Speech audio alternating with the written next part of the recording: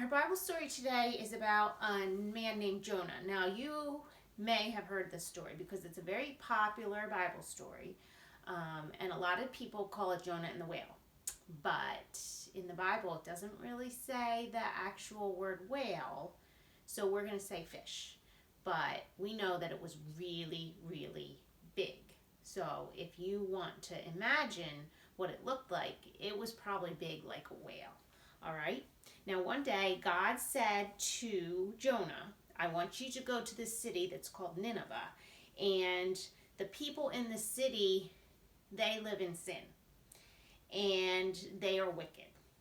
And I want you to go there, and I want you to tell the people that I am going to punish them because of their sin, because of their poor choices. Well, Jonah decided that he was not going to obey God, and so he tried to run away. And he tried to hide. Now we know that no one can ever hide or run away from God because God sees everything and everyone, right? But Jonah decided that he thought it was a good idea to run away and to hide from God. And so he got on this really big ship to sail far away from where God had told him to go. But we know that God still saw him. God saw what Jonah did. He saw him get on the ship, and God knew that Jonah was disobeying. And God loved Jonah, but he knew that he had to punish Jonah because when wrong choices are made, we have to have consequences. And Jonah made a wrong choice when he didn't listen to God and he tried to run away. So he had to have a consequence. So God sent a really, really big wind, a terrible storm to stop Jonah. The winds blew and the waves got higher and the ship rocked back and forth, and the sailors on the ship started to get scared. And they prayed to their gods, little g gods, not the one true God. They prayed to their gods, and they didn't know about the true God in heaven, and so they prayed to the other gods. And we know that those gods can't answer prayers, and so they didn't help. And so the sailors started to throw the things off of the ship, and they hoped that that would help to keep the ship from sinking down. And you know what? What do you think Jonah was doing when the sailors were doing this? Here are all the sailors on the ship, and they're throwing all these things overboard to try to help. Do you think Jonah was helping them? He wasn't. Jonah was asleep. He was sleeping while all this was going on. He was the only one who was not afraid. He did not know that the winds were blowing. He did not know that there was a big storm. He didn't know that the sailors were throwing the things off the ship. And when the shipmaster, who's the captain of the ship, found that Jonah was asleep, he woke him up and he said, "Wake up, Jonah, wake up. Look at this. This is horrible. This is terrible. You need to pray to your God and ask him to save us." While Jonah knew that he was in trouble. He knew that he had disobeyed God.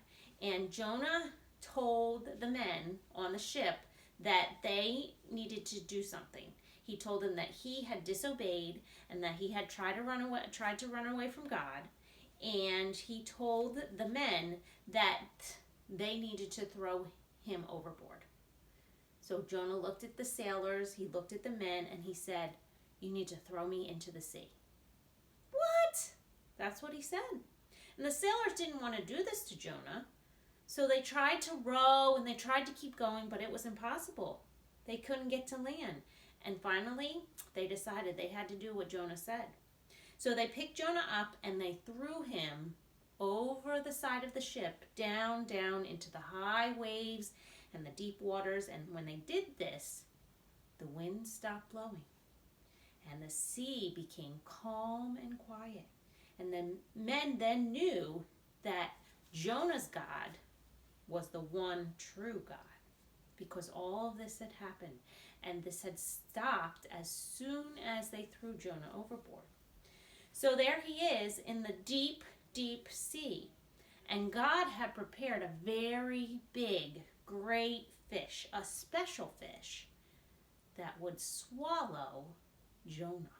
So there's Jonah down in the sea, and this fish was big enough that it could swallow Jonah right up. And it opened its mouth, and gulp, it swallowed Jonah. Quickly, Jonah was there in the big, dark stomach of the fish. And you know what? He had to stay there for 3 days. He was in that fish for 3 days. I'm thinking it was not nice. It was probably dark, and I bet it smelled in there. And that's where he was for 3 days. Jonah knew that God was punishing him because he had disobeyed, and Jonah was finally sorry for his sin, and he asked God to forgive him. And now he wanted to obey God. And so God told the fish to go near the land and to spit Jonah out. And so that's what happened. And Jonah was spit out of the fish's mouth, and he was put on dry land. And Jonah knew that God had answered his prayer. And so this time, when God said to Jonah, Jonah, I want you to go to the city of Nineveh and tell the people there that they have sinned and that they need to be punished and they need to start making right choices. This time, do you think that Jonah went? He did. This time he didn't run away. This time he did what God said, and he went to preach in the city of Nineveh, and he helped people learn more about God and learn to make right choices.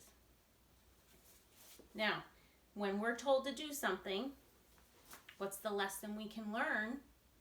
We need to do what we're told. Jonah thought he could run away from God, but he couldn't. He didn't do what God told him to do the first time, and because of that, he got swallowed by a big fish. We need to make sure that we're always doing what we're told the first time, and we also need to remember that God cares about us and loves us, and that he always sees what we're doing. So we always need to make sure we're doing what pleases him and what makes him happy.